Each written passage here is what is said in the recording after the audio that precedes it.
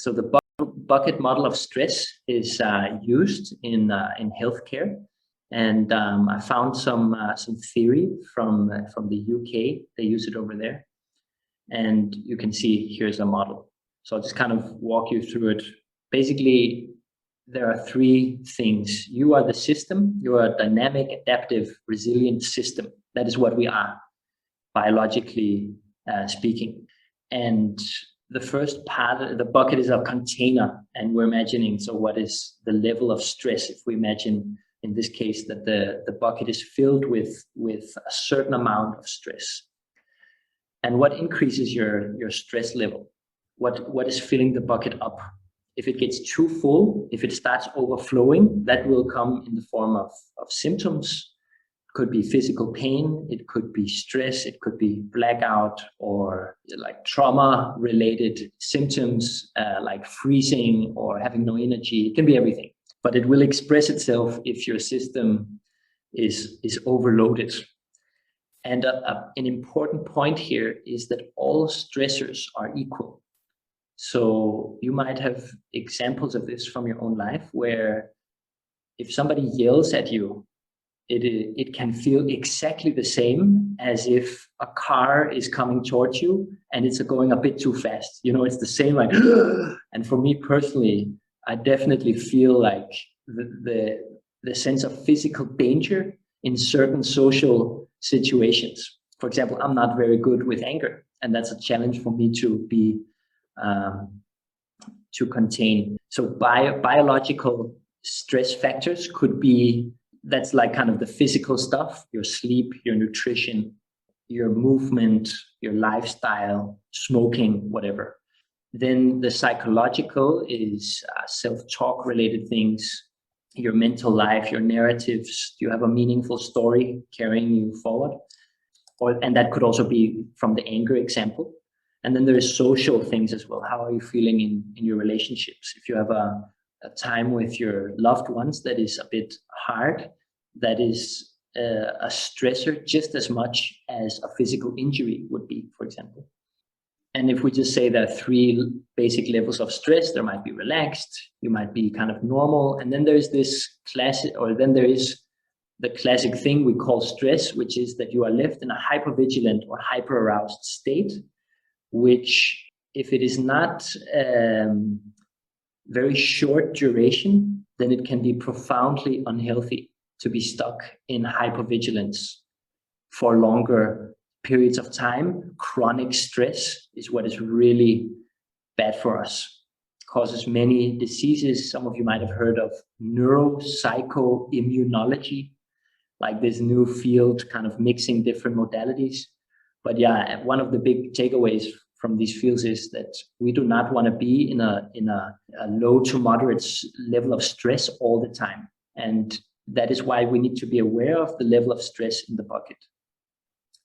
Then we're lucky that the bucket is not only filled, the bucket has some taps that you can see down here. Some of these taps would be things that reduce your stress levels. And I think it makes sense to, categorize those in terms of what is kind of solo or individual factors, things you can do yourself that relieve stress. Could be your sleep. It could be, watching Netflix to kind of think about something else. But it could also be, classic things like eating things that are good for you, whole foods. And we are social beings, and I think we need outlets to also express ourselves, to tell our story is a big part of being healthy. In fact, one alternative doctor, I read a really interesting book by a Danish doctor who defined health as the ability to tell your story. And I never saw that definition anywhere else. It's very interesting. With me so far? So basically, this is the model of stress. Here it is. And I added this little text box over here because besides kind of obvious stressors and obvious taps which reduce stress, us in the activist communities have our own unique things.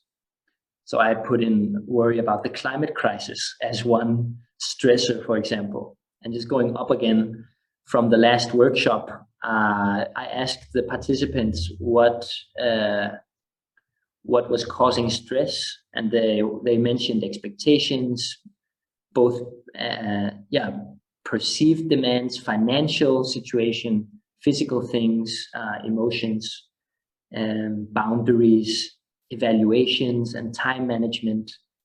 So as you listen to this, what might be things or what is resonating with you so far, especially if we look at what kind of is your stress?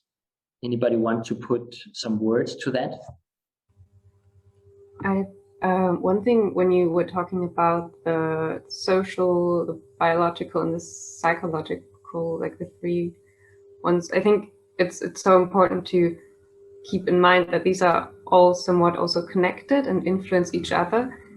So like individually, what I've observed over the last year, and I don't know if that's in connection with the corona crisis or general stress, is that my like jaw has been hardening a lot, and I think that's something that a lot of people like experience, the jaw or the neck, the shoulders, like a lot of like tightness there, which I think often comes from stress, right?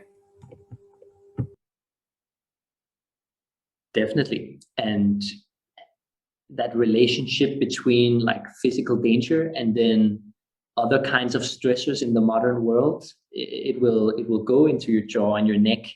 What the stresses of your life, of course, so it will have a biological expression.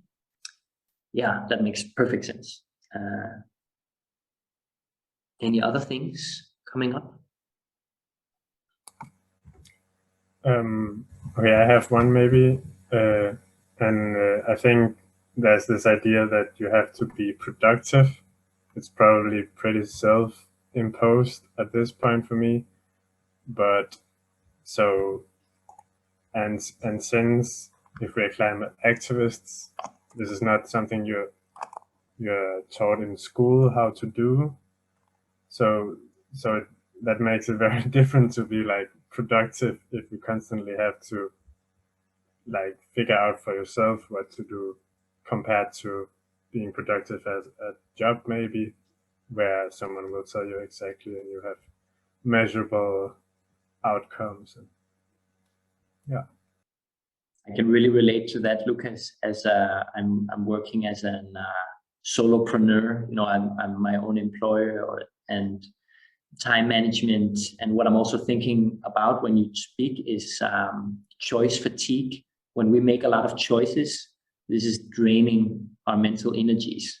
And there's something relaxing about having somebody who knows what you're doing and telling you what to do, kind of that apprentice master role, or some kind of employment role, which is maybe a little bit less stressful psychologically. I'll just put in choice fatigue, very interesting concept as well. But yeah, totally.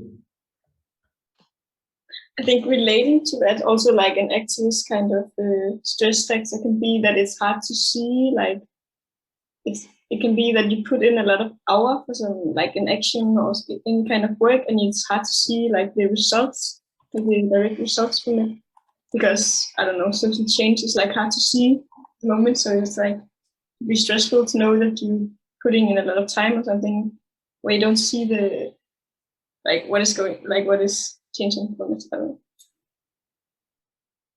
Can relate. But yeah, great examples. So both some examples of how you experience the effects of certain stress levels. So Vibke's example of jaw tension, and then also some great examples of what you experience to increase your level of stress.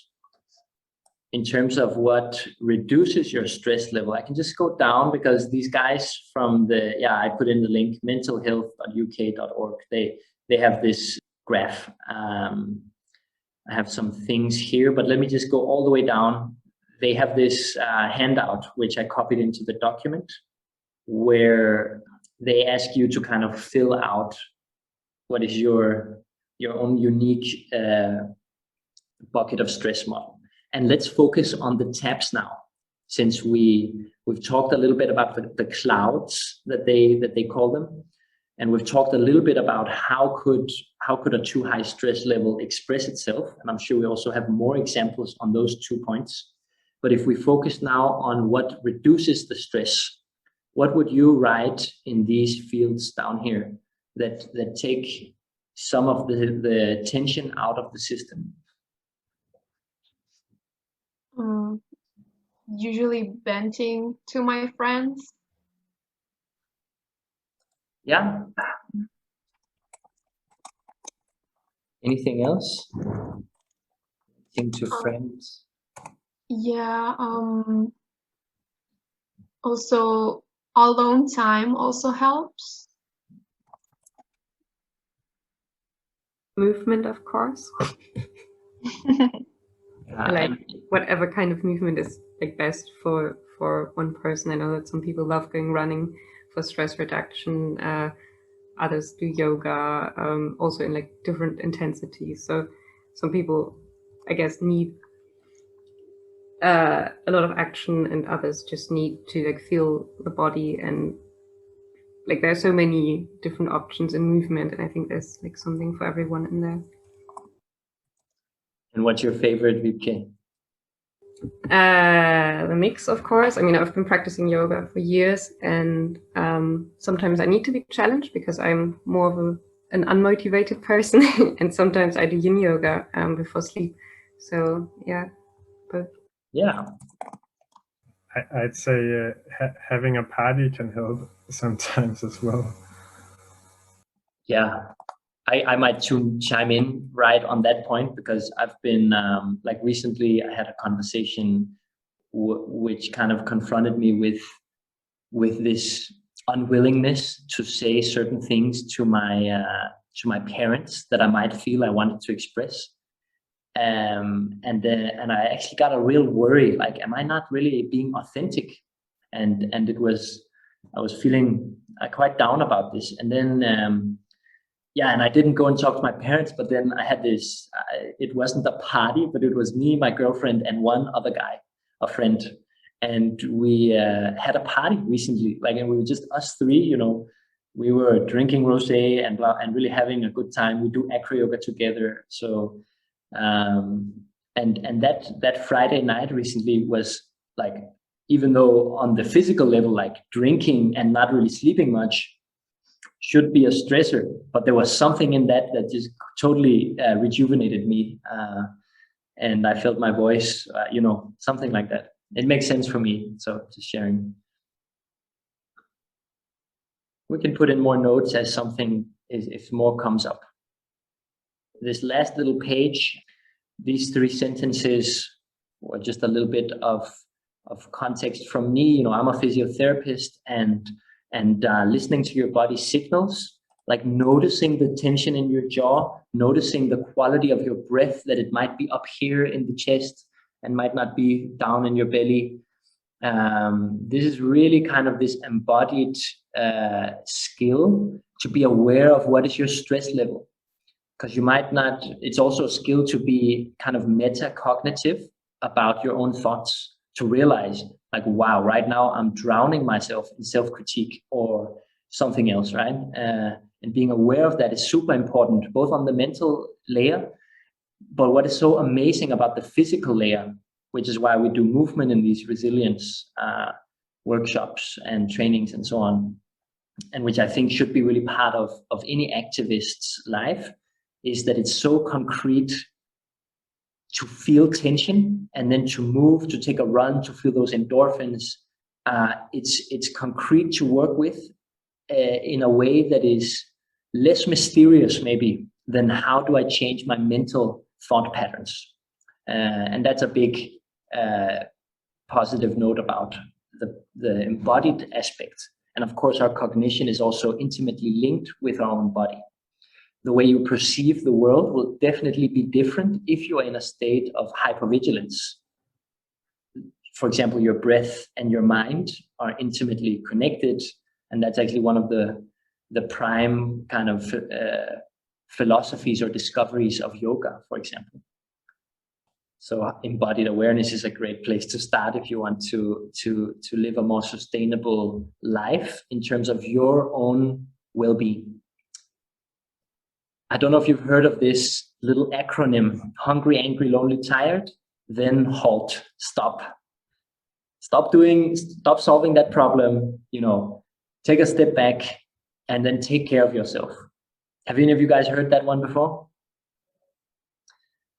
It's nice, I think, because there's no reason kind of engaging further in a conflict if what's the problem that you're hungry, or one of these other ones, right? If you're feeling undernourished socially and you feel a bit lonely, pretty relevant these days, maybe, right? Then taking care of that could be the most important step in your activism, right? Because why do activism from a lonely place? We really need each other to have energy to bring the passion on the project, and the project can be hard enough in itself. So if we come kind of with less energy to that, then it's just going to be extra challenging. So this idea of making the activist work as easy as possible for ourselves is a big theme, I think. So yeah, halt. I like this one. It's funny. So coming up and kind of wrapping up, we have the model here and the kind of messy notes here. What are you guys left with as we have covered this bucket model of stress? I mean, I think I've heard a lot of the things before, but it's always nice to hear it from others, and you do get some new nuances. I didn't hear the whole one before, so I guess I'll take that one from here. Yeah, stress is a growing field. I'm sure most people watching this will already have a basic education of what is stress. In the new knowledge worker economy, it's the new thing. It's not the black lungs of the miner. It's really the stress level that is taking people out of the working place these days. And yeah, we're not in a context where we're here to increase our productivity, but yeah, to our own well-being and our ability to engage in meaningful things like activism is I guess more the theme here. But yeah. I think it was interesting to visualize stress as like a bucket.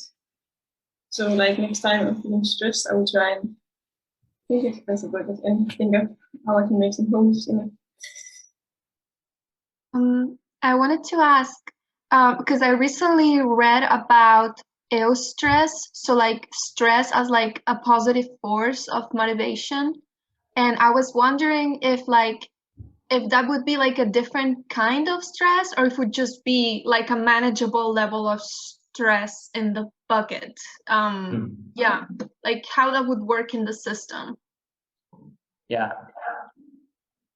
So I can speak to that. How I understand it, if we take two examples, then smoking is just pretty bulletproof in the science that if you smoke, it's bad for you pretty much, in the sense that, it's not like there's a certain doses of smoke that is good for you in your lungs. It's pretty much only poison.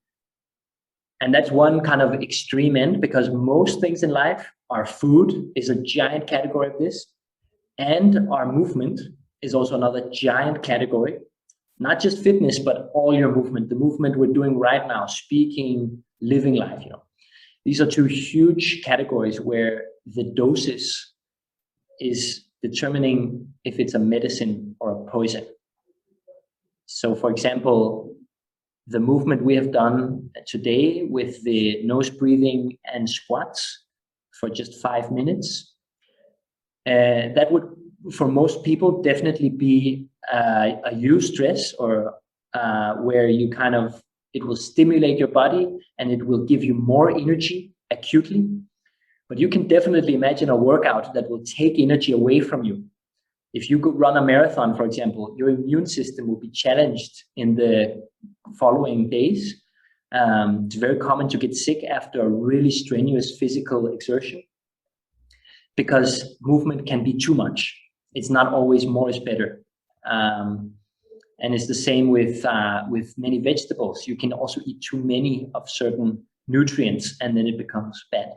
So that is where, apart from the basics of stress, it starts to be a little bit more complex in how am I managing my stress levels when many of these factors are, double-edged swords, or you need to walk the balance of finding the right amount. Yeah, so wow, we're already over time, guys, and it took a little bit longer than I expected. Is there anything else before we finish? Cool. So then I will stop the recording.